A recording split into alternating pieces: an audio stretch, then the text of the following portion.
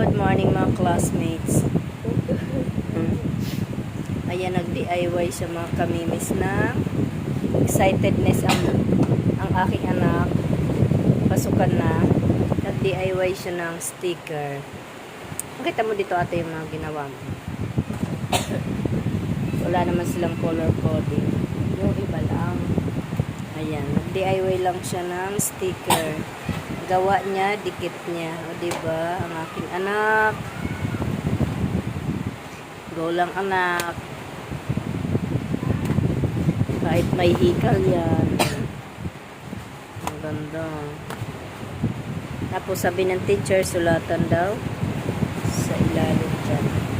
Yan, mahilig lang kasi yan siya magkuting-ting mga kamimis. Kaya tingnan mo. Ay, mga classmates pala. At malakas ang ulan kay Bagyo. May upo, may ice cream.